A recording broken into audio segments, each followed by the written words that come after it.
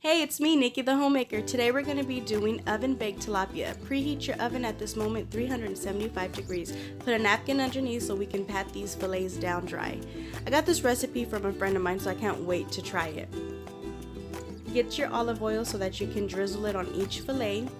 And you want to get fresh squeezed lemon juice and put 1 tablespoon on each fillet as well. If you don't want to use 1 tablespoon of minced garlic, you don't have to do that, but we love it, so that's why I did it. Just prepare it the way you like it. And I also did smoked paprika. You can do a pinch, or if you don't like it, just take it out of there.